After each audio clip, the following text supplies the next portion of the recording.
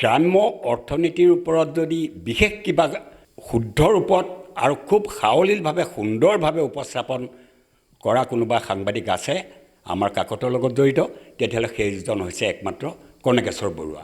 সংবাদ জগতত এটা বিজ্ঞাপন ওলাইছিল যে সাংবাদিকসকলৰ প্ৰশিক্ষণৰ এটা যোজা কৰা হৈছে ডিব্ৰুগড়ত। তেখেতে গৈ তাত প্ৰায় 1.5 মাহ দিন সেই প্ৰশিক্ষণ ল'লেগৈ। 1973 চনতে এখন আমাৰ বাতৰি বুলি বাতৰি কাকত এখন নিজৰ উদ্যোগত ইয়াত সম্পাদনা কৰিবলৈ ওলাইছিল।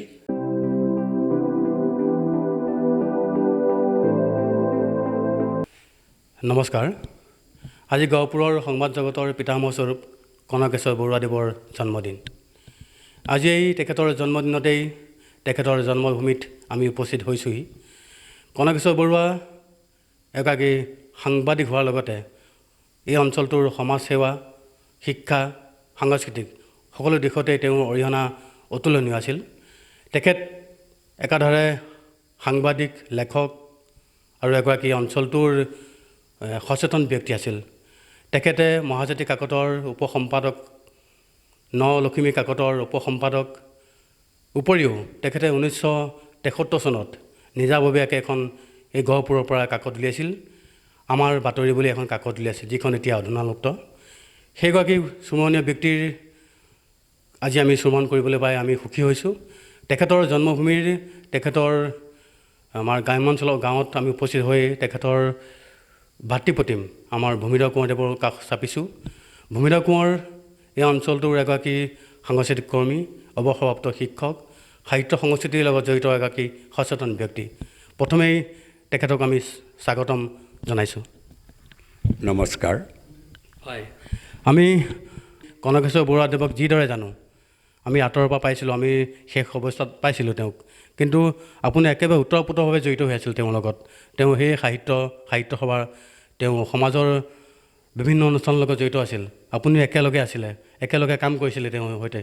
তেওঁ প্ৰথম অৱস্থাত কিদৰে তেওঁ আগবাঢ়ি গৈছিল সমাজৰ কাৰণে? প্ৰথম অৱস্থাত তেখেত আগবাঢ়ি গৈছিল মানে বিদ্যালয়ৰ যি তেওঁৰ শিক্ষা আছিল, আৰ্থিক দৈন্যৰ বাবে তেখেতে মাধ্যমিক পৰ্যায়তে, নিম্ন মাধ্যমিক পৰ্যায়তে তেওঁ সাধাৰণতে শিক্ষা জগতৰ পৰা আঁতৰিব লগা হ'ল।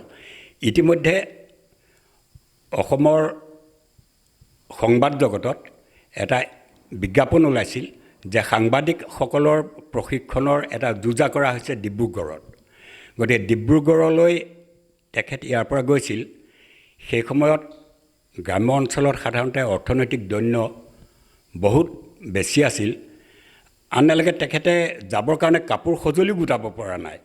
তথাপি আমাৰ আমি আই বুলি সম্বোধন কৰোঁ, আমাৰ মা তেখেতৰ মাহী হয়, আমাৰ জেঠাইৰ ল'ৰা।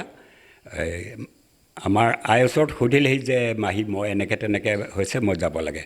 তেতিয়া ক'লে যে যা তই কৰি আহগৈ ভালদৰে।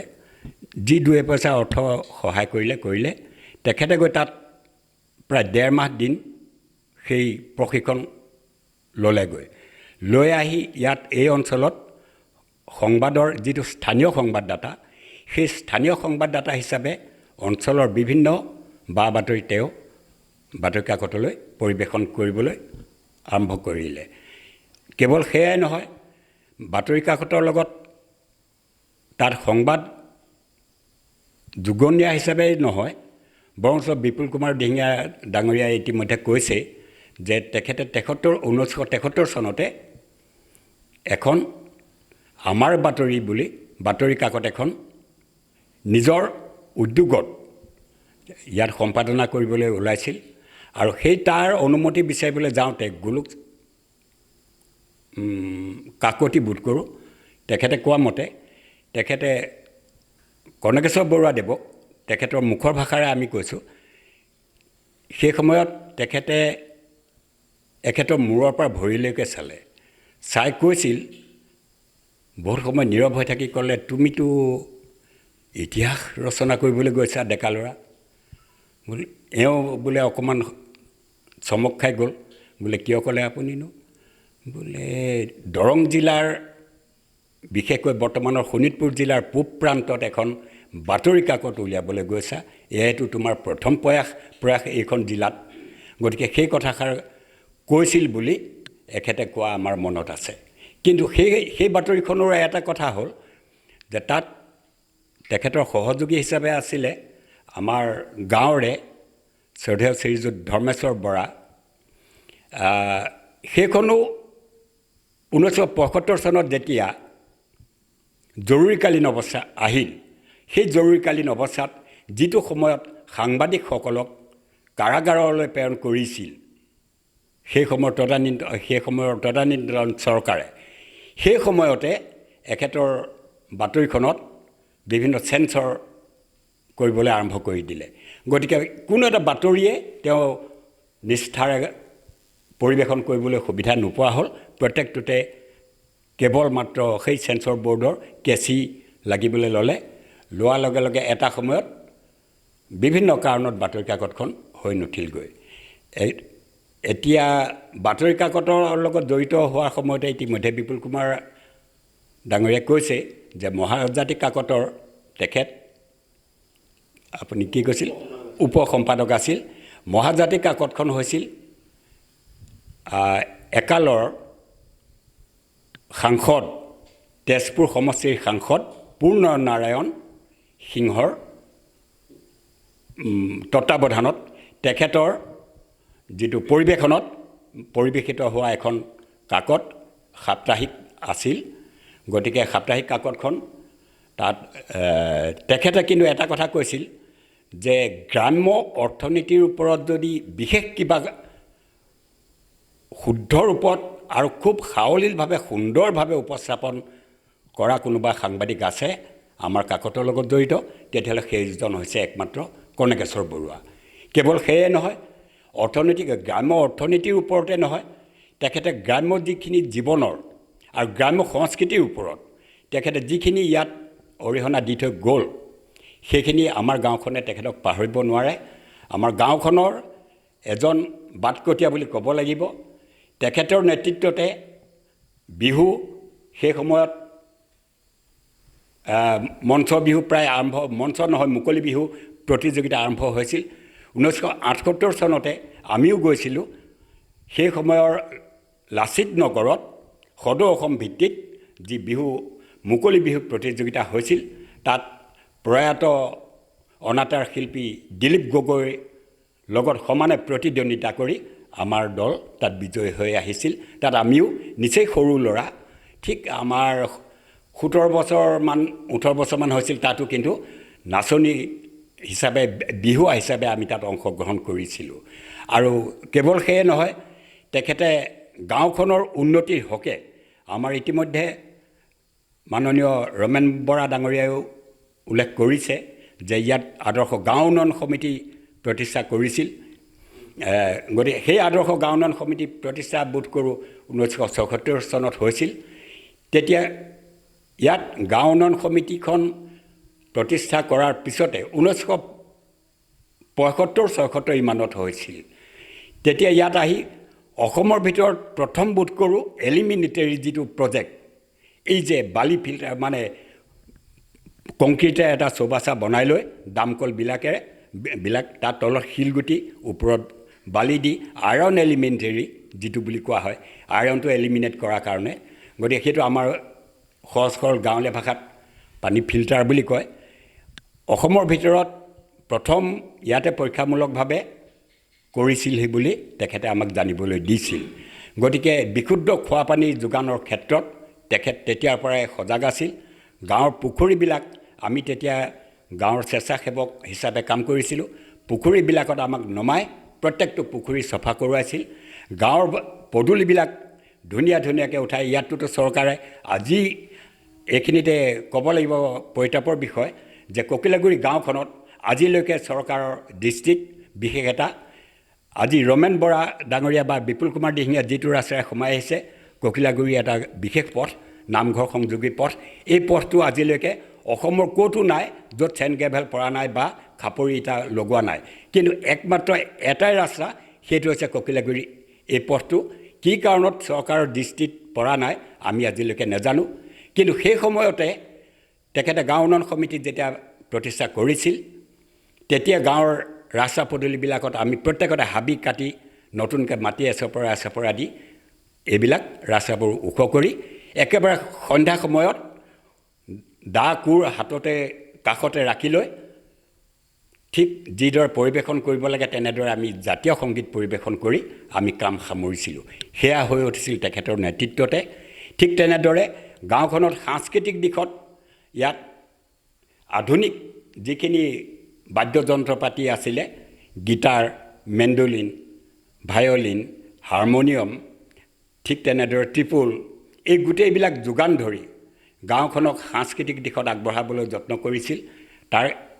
তেখেতৰ লগত তেখেতক অৰিহণা যোগোৱা তেখেতৰ সতীৰ্থজন আছিল তেখেতৰ ভাতৃ আমি কাজিন বুলি কোৱা হয় যাক, আমাৰ ককাইদেউ স্বৰ্গীয় বুদ্ধেশ্বৰ কোঁৱৰ।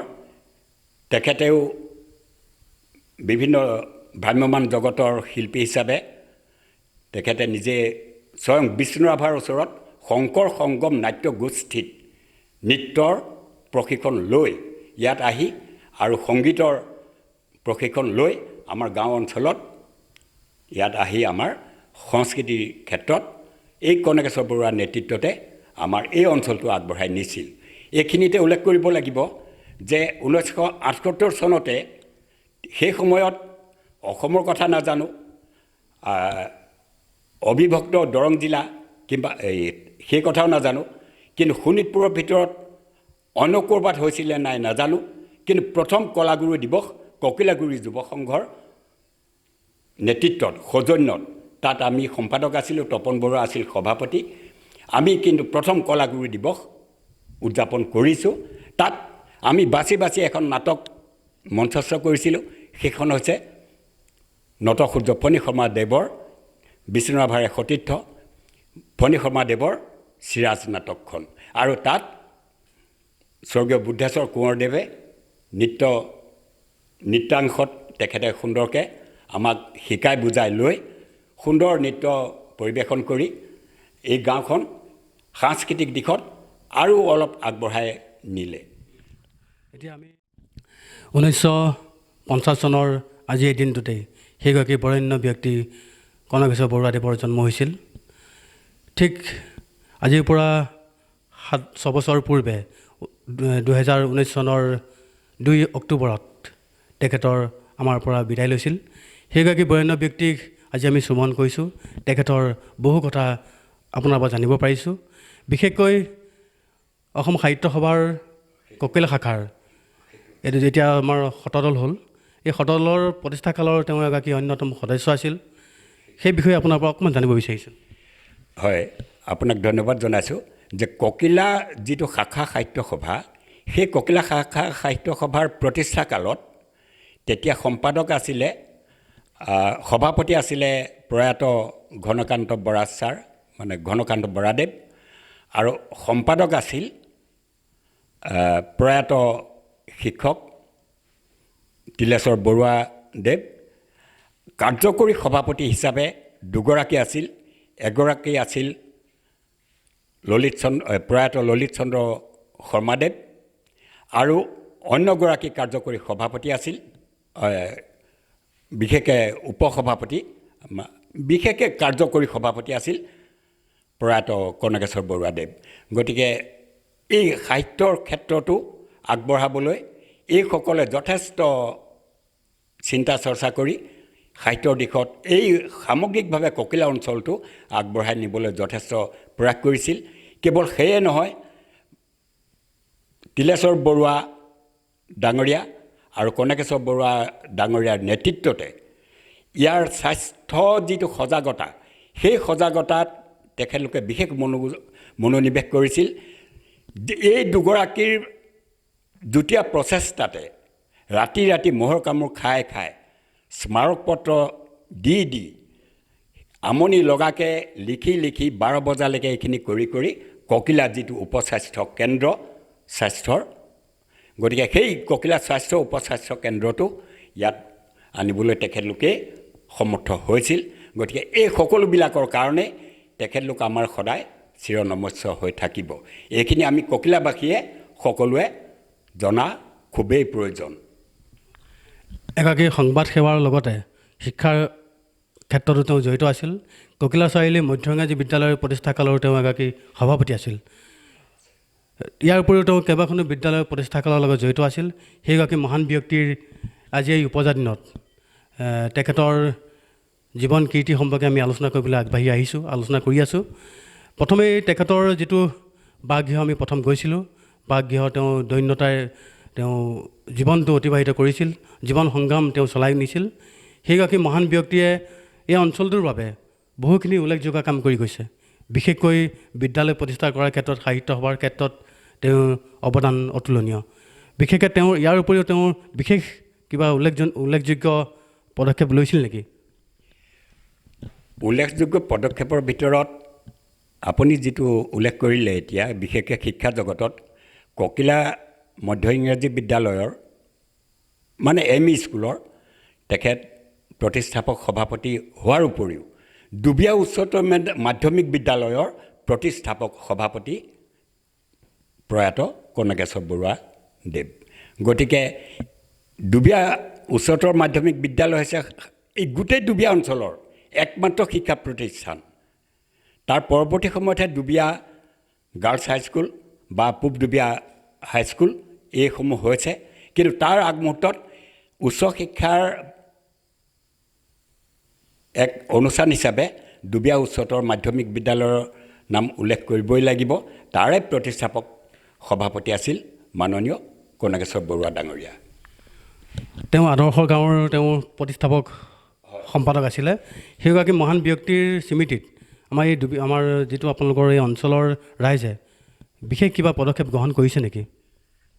আমি তেখেতৰ বিষয়ে অনানুষ্ঠানিকভাৱে তেখেতক আমি সোঁৱৰণ কৰোঁ যদিও বিশেষ এনেদৰে প্ৰচাৰ কাৰ্য আমাৰ ইয়াততো নায়েই। বিশেষকৈ এটা কথা ক'ব লাগিব, যদিও বাতৰি কাকতত লিখা মেলা হৈ আছিল, সাধাৰণতে তেখেতে এগৰাকী প্ৰচাৰ বিমুখ সাংবাদিকেই বুলি আমি ধৰিব লাগিব। বৰ্তমান যিটো ইলেক্ট্ৰনিক মিডিয়া, এই ইলেক্ট্ৰনিক মিডিয়াৰ সময়ত তেখেতক কিন্তু ঢুকি নাপালেগৈ আৰু সেই তাৰ আগতে তেখেত বিদায়ো ল'লে।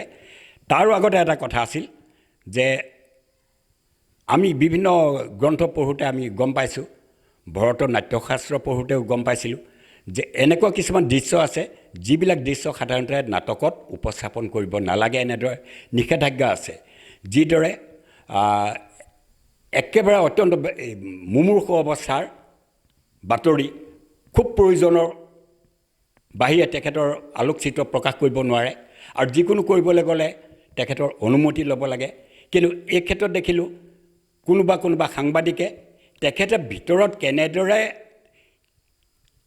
কাপোৰ এখোজলি কেনেদৰে কি কৰে, আনলৈকে কি খাই জীৱন নিৰ্বাহ কৰিছে তাকো ফটো মাৰি দি দিয়া হৈছিল।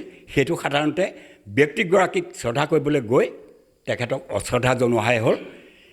তেখেতৰ এই যিখিনি প্ৰতিভাখিনি সেইখিনি প্ৰকাশ কৰিবলৈ যাওঁতে তেখেতৰ যিখিনি দৈন্যখিনি ইমান উদঙাই দিয়াটো সাধাৰণতে নহয়। তেতিয়াহ'লে দেখোন মানুহে কাপোৰেই নিপিন্ধিব। গতিকে সেই কথাখিনি কিন্তু আমাৰ প্ৰত্যেকজন আমাৰ সংবাদকৰ্মী হওক বা এইসকলে অকণমান চোৱাটো ভাল। আমি নাম নকওঁ কোন গৈছিল, কিন্তু এনেকুৱা এটাও হৈছিল। এতিয়া আমি কৈছোঁ যে তেখেত আৰ্থিকভাৱে দণ্ডত ভুগিছিল, সেইটো যথেষ্ট।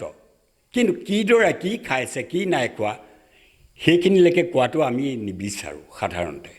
হয়, আৰু আছে যে আদৰ্শ গাঁও উন্নয়ন সমিতি যেতিয়া প্ৰতিষ্ঠা কৰিছিল তেতিয়া গ্ৰাম্য পুথিভঁৰালৰ যিটো আমাৰ এটা আন্দোলন সৃষ্টি হৈছিল, সেই গ্ৰাম্য পুথিভঁৰালত খেৰ আৰু বাঁহেৰে নিৰ্মাণ কৰি এটা 40 ফুট আৰু 22 ফুট এই পৰিধিৰ এইটো মানে এনেকুৱাকৈ এটা পুথিভঁৰাল, তাত বাঁহৰে ৰেক বনাই ঠাকে কিতাপ আনিছিল। কমেও 15,000ৰ তলত তাত কিতাপ নাই। সেই কিতাপ পঢ়ি, সেই সময়ৰ বিখ্যাত কিতাপসমূহ পঢ়ি এই অঞ্চলৰ বহুতো আমাৰ যিসকলে স্নাতক আৰু স্নাতকোত্তৰ পৰ্যায়ত অধ্যয়ন কৰিছিল আমাৰ গ্ৰাম্য এই পুথিভঁৰালৰ পৰা সকলোৱে নি যথেষ্ট উপকৃত হৈছিল পৰিতাপৰ বিষয় যে কোনোৱে বহুতে কিতাপ ঘূৰাইও নিদিলে সেইটো কিন্তু এটা বৰ দুখৰ বিষয় আমি জনামতে এগৰাকী তেওঁ সাম্যবাদৰ বিশ্বাসী আছিল সেই উপলক্ষে তেওঁ গহপুৰ বিধানসভাৰ সমষ্টিৰ পৰা কেইবাবাৰো নিৰ্দলীয় প্ৰাৰ্থী হিচাপে তেওঁ প্ৰতিনিধিত্ব আগবঢ়াইছিল সেই তেওঁ ৰাজনৈতিক পৰিক্ৰমাৰ বিষয়ে আপোনাৰ পৰা জানিব বিচাৰিছোঁ হয় গুৰুত্বপূৰ্ণ বিষয় তেখেতে আপুনি কৈছে সাম্যবাদত বিশ্বাসী আমিও খুব সৰু সেই সময়ত বোধ কৰোঁ সাম্যবাদত তেখেত বিশ্বাসী আছিল তাৰ প্ৰভাৱ পৰিব পাৰে নিশ্চয় আমাৰ গাঁৱৰে তেখেতৰ ভিনীহিয়েক সেই সময়ৰ কমিউনিষ্ট পাৰ্টিৰ নেতা বৰ্তমান প্ৰয়াত মতিলাল গগৈ ডাঙৰীয়া তেখেতে আন নালাগে সামৰিক বিভাগৰ পৰা পলাই আহিছিল এই কমিউনিষ্ট পাৰ্টি কৰিবৰ কাৰণে আৰু এনেকুৱা আছিল যে বিষ্ণুপ্ৰসাদ ৰাভাৰ লগতো মতিলাল গগৈ ওতঃপ্ৰোতভাৱে বিষ্ণুপ্ৰসাদ ৰাভা এইফালে যেতিয়া আহে এয়া আমাৰ শুনা কথা তাত মতিলাল গগৈয়ে তেখেতক সংগ দিছিল গতিকে সেই হিচাপত তেখেত হয়তো সাম্যবাদত বিশ্বাসী আছিল কিন্তু এটা কথা যে কণকেশ্বৰ বৰুৱা যে এগৰাকী আমাৰ ইয়াত জাতীয় চেতনা থকা এগৰাকী ব্যক্তি আমি হ'লে সেইটো ভালদৰে জানো মহাজাতিত কাম কৰি থকা সময়ৰ পৰাই তাতে এই জাতীয় চেতনাবোধক প্ৰবন্ধ বহুতখিনি লিখিছিল তেখেত আৰু ইয়াতো আহি জাতীয়তাবাদী চেতনাৰে বহুতো কথা আমাৰ মাজত কৈছিল সেই কথাখিনি আমাৰ এতিয়াও মনত আছে আৰু এটা কথা ক'ব লাগিব মাজতে আমি ডক্টৰ যতীন বৰুৱা ডাঙৰীয়াক লগ পাইছিলোঁ তেখেতে কণকেশ্বৰ বৰুৱা দেৱৰ নিবাস মানে ঘৰ বিচাৰি হাবাথুৰি খাই আমাকে সুধিছিল আমাৰ ঘৰতে বহি তেখেতে জিৰণি লৈ কৈছিল যে তেখেতে এনেকুৱা সংবাদ সেৱা আগবঢ়াইছিল নিস্বাৰ্থভাৱে আৰু নিৰ্ভীকভাৱে আৰু এনেদৰে প্ৰবন্ধ লিখিছিল তেখেতৰ প্ৰবন্ধসমূহ বোধ কৰোঁ এতিয়া তেখেতৰ ঘৰত নাই কিন্তু গোটেই প্ৰবন্ধখিনি কিন্তু মোৰ তাত হ'লে এতিয়াও সংৰক্ষণ কৰি ৰাখিছোঁ এইবুলি কোৱা মনত আছে ডক্টৰ যতীন বৰুৱা ডাঙৰীয়াই গতিকে একাধিকবাৰ আপুনি কৰা প্ৰশ্নটোত তেখেতে একাধিকবাৰ গহপুৰ বিধানসভা সমষ্টিৰ পৰা নিৰ্দলীয় প্ৰাৰ্থী হিচাপে প্ৰতিদ্বন্দ্বিতা কৰিছিল অথচ ছিকিউৰিটি মানি জমা দিবলৈও আনৰ কেতিয়াবা সহায় ল'ব লগা হয় এই ক্ষেত্ৰত ক'ব লাগিব তেখেতৰ সাহসো যথেষ্ট অদম্য আছিল গতিকে অদম্য এগৰাকী সাহসী ব্যক্তি বুলি আমি প্ৰাধান্য দিব পাৰোঁ আমি জানি আহিছোঁ আজিলৈকে ধন্যবাদ নিষ্ঠাবান সাংবাদিক এগৰাকী লেখক কণকেশ্বৰ বৰুৱাৰ সেই সৃষ্টিশীল কৰ্মৰাজিক আগুৱাই নিয়াৰ ক্ষেত্ৰত তেখেতৰ পৰিয়ালটো তেওঁৰ সেই সত্তাক উজ্জীৱিত কৰি ৰখাৰ ক্ষেত্ৰত আমাৰ অসমৰ বিভিন্ন ঠাইত সাংবাদিক সন্থা আছে তেওঁলোকৰ তেওঁৰ স্মৃতিত কেনেধৰণৰ পদক্ষেপ আশা কৰে আপোনালোকে আমি আন্তৰিক আহ্বানহে জনাব পাৰোঁ অনুৰোধসূচকভাৱে যে যিহেতু নিষ্ঠাবান আৰু নিৰ্ভীক এগৰাকী সাংবাদিক এক কথাত ক'বলৈ গ'লে সাহিত্যিক বুলি আমি ক'ব পাৰোঁ যিহেতু সাহিত্যৰ ক্ষেত্ৰত তেখেতৰ বহুতকেইখন আধা লেখা উপন্যাসো প্ৰকাশৰ অভাৱতে থাকিও গ'ল নাটকো বহুতকেইখন এই অঞ্চলত বিভিন্ন ঠাইত মঞ্চস্থও কৰিছিল তথাপি সাহিত্যৰ ক্ষেত্ৰতো তেখেতৰ যথেষ্ট আছিল কিন্তু এতিয়া ক'তো ছপা হিচাপত নাই আমি সাংবাদিক বন্ধুসকলে বিশেষকৈ সংবাদ সেৱাৰ লগত জড়িতসকলে এনেদৰে নিষ্ঠাবান আৰু নিৰপেক্ষ সাংবাদিকসকলক কেৱল সেয়ে নহয় অবৈতনিক সাংবাদিক যাৰ অৰ্থনৈতিক কোনো লাভালাভ তাৰ পৰা নাপালে গতিকে সেইসকলক কিবা এটা তেখেতলোকৰ ওপৰত কিবা চিন্তা চৰ্চা কৰি বিশেষ ধৰণে মনত ৰাখিবলৈ যত্ন কৰাটো আমি বিচাৰোঁ যে তেখেতক জীয়াই ৰাখিবলৈ হ'লে আমি স্মৰ্তব্য কৰি ৰাখিবলৈ হ'লে তেখেতৰ প্ৰতি সাধাৰণতে চৰকাৰে দান অনুদান দিয়ে নিদিয়ে বেলেগ কথা তেখেতৰ পৰিয়ালবৰ্গই তেখেতৰ পৰিবাৰ এতিয়াও আছে সেই আৰ্থিক দৈন্যত এতিয়াও ভুগি আছে গতিকে আমি মনৰ কথাখিনিয়ে ক'ব পাৰোঁ। আহ্বান কৰিবলৈ আমাৰ আচলতে দৃষ্টতা নাই। তথাপি কৈছোঁ যে যদি কিবা এটা অৰ্থনৈতিকভাৱে সহায় বা সকাহ পোৱা হ'লে পৰিয়ালটো নিশ্চয় উপকৃত হ'লহেঁতেন, তেখেতৰ আত্মাই শান্তি লাভ কৰিলেহেঁতেন। যদিহে তেখেতৰ পৰিবাৰে হ'লেও বৰ্তমান কিবা এটা আৰ্থিক সহায় সহযোগিতা পালেহেঁতেন আৰু উপযুক্তভাৱে যদি স্বীকৃতি পালেহেঁতেন। আমাৰ আহ্বান এয়াই। দীনতাই জুৰুলা কৰা সেইগৰাকী নিষ্ঠাৱান সাংবাদিক এতিয়া আমাৰ মাজত নাই। তেওঁ জীৱিত কালতেই চৰকাৰ, বিজেপি কি কংগ্ৰেছ কি অভাৱ কোনো এটা চৰকাৰৰ দিনত তেওঁ ঘৰলৈ ঘৰ এটা নাহিল। সেইগৰাকী বৰেণ্য ব্যক্তিৰ পত্নীৰ নামত এটা আৱাস গৃহ আহিছে, সেইটো আমি সুখী হৈছোঁ। কিন্তু তাৰ পূৰ্বে তেখেতে জুৰুলা প্ৰজাতেই তেওঁ জীৱন অতিবাহিত কৰিব লগা হৈছিল। সেইগৰাকী ব্যক্তিৰ বিভিন্ন লেখা আপোনাৰ পৰাই গম পাইছোঁ, বিভিন্ন লেখা ইতিমধ্যে তেওঁ অপ্ৰকাশিত হৈ আছে। কেইবাখনো উপন্যাস, কেইবাখনো নাটক, ভালেমান প্ৰবন্ধ। সেই প্ৰবন্ধ সংকলন বা উপন্যাস বা গল্প, সেই সংকলনটো আমাৰ আপোনালোকৰ স্থানীয় ককিলা শাখা সাহিত্য সভাই প্ৰকাশৰ ব্যৱস্থা কৰিব পাৰে নেকি? এই ক্ষেত্ৰত ককিলা শাখা সাহিত্য সভাৰ নিশ্চয় অকণমান দুৰ্বলতা আছে বুলি কওঁ। দুৰ্বলতা এইকাৰণে কৈছোঁ যে মানসিক দুৰ্বলতা, কিবা দুৰ্বলতা এইটো নহয়। তেখেতৰ যিসমূহ এই অমূল্য সম্পদ আছিল, সেইসমূহ আচলতে তেখেতে নিজেই ক'তো স্থায়ীভাৱে সংৰক্ষণ কৰা আমাৰ পৰিলক্ষিত নহ'ল। আমি প্ৰয়াস কৰিছিলোঁ, আমি নিজে গাঁওবাসী হিচাপেও কৰিছিলোঁ। ককিলা শাখা সাহিত্য সভাৰ একাধিকবাৰ সম্পাদক হৈ পৰৱৰ্তী সময়ত ককিলা শাখা সাহিত্য সভাৰ উপসভাপতি হিচাপে, সদশেহত ককিলা শাখা সাহিত্য সভাৰ সভাপতিৰ পৰা জিলাৰ ধনভৰালীলৈকে গৈও আমি কাৰ্যনিৰ্বাহ কৰিছিলোঁ। এই ক্ষেত্ৰত চিন্তা চৰ্চা কৰিছিলোঁ, আমাৰ কিন্তু সিমান সুবিধা নাপালোঁ।